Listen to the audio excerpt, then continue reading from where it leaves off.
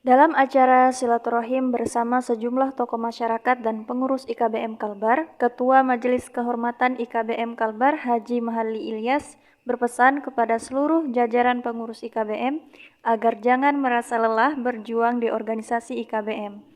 Berikut video liputan selengkapnya.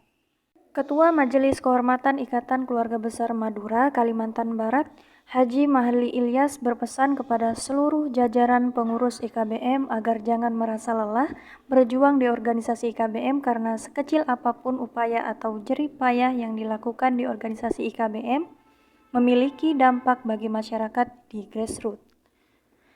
Pesan menyentuh ini disampaikan oleh Haji Mahalli Ilyas pada saat memberikan arahan dalam acara silaturahim pengurus IKBM bersama para tokoh masyarakat di Hotel Haris Pontianak 19 April 2022. Haji Mahalli mengatakan bahwa berjuang di IKBM sama dengan bagian dari berjuang di jalan agama, berjuang di jalan kebangsaan, serta berjuang di bidang keumatan.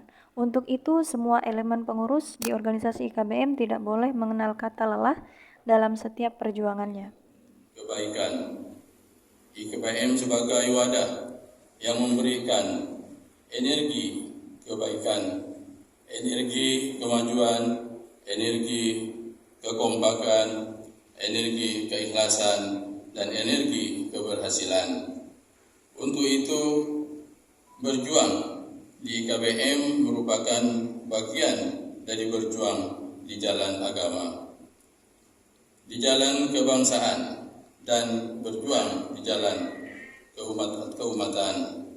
Untuk itu, hendaknya kita tidaklah dan putus asa dalam berjuang bersama di IKBM. Jangan pernah lelah berjuang bersama IKBM. Hadirin sekalian yang saya hormati, Haji Mahalli juga berpesan kepada semua jajaran pengurus IKBM mulai dari tingkat provinsi hingga ranting agar terus menjaga persatuan dan ikut memelihara keamanan di wilayahnya masing-masing.